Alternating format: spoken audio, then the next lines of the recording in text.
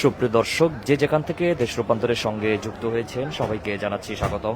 আমি জহির রায়হান এই মুহূর্তে সরাসরি যুক্ত হয়েছি রাজধানীর মহাখালী বাস টার্মিনাল এলাকা থেকে। আপনাদেরকে দেখানোর চেষ্টা করছি যে পবিত্র ঈদ উল ফিতর উপলক্ষে দীর্ঘ ছুটি শুরু হওয়ার পর থেকেই রাজধানী ছাড়ার হিড়িক পড়েছে, আর সেই চাপ এখন স্পষ্টভাবে দেখা যাচ্ছে এই টার্মিনালগুলোতে, যেখানে ঘরমুখো যাত্রীদের দীর্ঘ লাইন, কিন্তু বাস সংকট।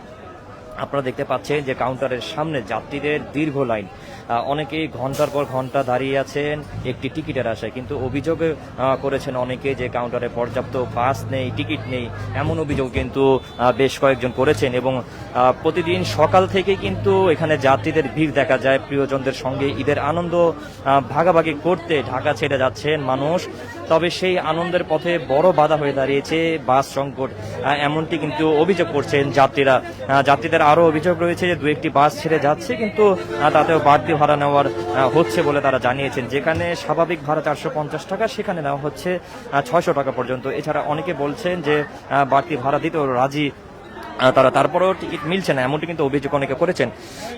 অনেকে যাত্রী জানিয়েছেন ঘন্টার পর ঘন্টা লাইনে দাঁড়িয়ে থেকেও তারা টিকিট পাচ্ছেন না, তারপরও তারা লাইনে দাঁড়িয়ে আছেন, কারণ ঈদের সময় বাড়ি যাওয়া তাদের জন্য অত্যন্ত গুরুত্বপূর্ণ। এই ভোগান্তি কখন শেষ হবে এমন প্রশ্ন কিন্তু তুলছেন অনেকে।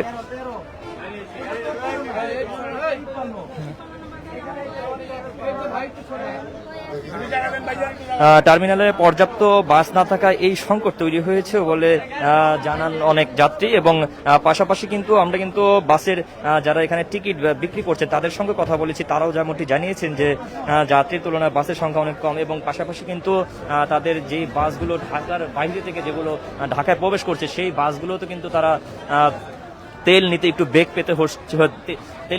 পেতে হচ্ছে, এমনটি কিন্তু তারা জানিয়েছেন। তবে কাউন্টারের লোকজন বাড়তি ভাড়া নেওয়ার যে অভিযোগ অস্বীকার করেছেন যারা এখানে টিকিট বিক্রি করছেন। তারা বলছেন যে বাস সংকটের কারণ নেই, এই ভোগান্তি তৈরি হয়েছে একমাত্র তারা ঢাকার বাইরে থেকে যে বাসগুলো আসছে সেগুলো তেল নিতে বেগ পেতে হচ্ছে, সেজন্য এখানে বাসের কিছুটা সংকট বোঝা যাচ্ছে, এমনটি কিন্তু তারা বলছেন যারা এখানে টিকিট বিক্রি করছেন। এবং আপনারা দেখতে পাচ্ছেন যে এখানে কিন্তু দীর্ঘ লাইন, মানুষ ঘন্টার পর ঘন্টা কিন্তু দাঁড়িয়ে আছেন শুধু টিকিটের আশায়। টার্মিনালের দৃশ্য দেখেই বোঝা যাচ্ছে ঈদের আগে ঘরে ফেরা যে চাপ কতটা বেশি হতে পারে, সেটি কিন্তু আমরা এখানে কিন্তু সেটির বাস্তব চিত্র দেখছি।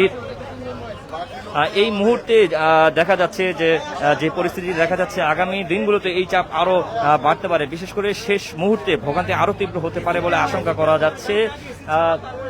বাস টার্মিনালের যে মহাখালী বাস টার্মিনালের যে বর্তমান যে চিত্রটি আপনাদেরকে দেখানোর চেষ্টা করছি, এখান থেকে আপনারা দেখছেন যে এখান থেকে কিন্তু ঘন্টার পর ঘন্টা কিন্তু যাত্রীরা কিন্তু এখানে রয়েছেন এবং তারা বিভিন্ন ধরনের অভিযোগও তারা করেছেন। অনেক যাত্রী জানিয়েছেন যে ঘন্টার পর ঘন্টা তারা লাইনে দাঁড়িয়ে আছেন, তারা টিকিট পাচ্ছেন না, এমন অভিযোগ তারা করেছেন। এবং এক ধরনের অনিশ্চয়তার মধ্যে কিন্তু তারা পড়েছেন, এমনটিও তারা অভিযোগ করেছেন। যাত্রীদের অভিযোগ যে যেখানে বাসের ভাড়া 450 টাকা, সেখানে তারা 600 টাকা পর্যন্ত তারা দিতে ইচ্ছুক, তবুও তারা সেখানে তারা টিকিট পাচ্ছেন না, এমনটি কিন্তু তারা অভিযোগ করেছেন। তো সব মিলিয়ে পবিত্র ঈদ উল ফিতরকে সামনে রেখে রাজধানীর মহাখালী বাস টার্মিনালের ঘরমুখো মানুষের চাপ বেড়েছে। তবে বাস সংকট, টিকিটের অভাব এবং যাত্রীদের দীর্ঘ লাইন সব মিলিয়ে তৈরি হয়েছে এক ভোগান্তির চিত্র।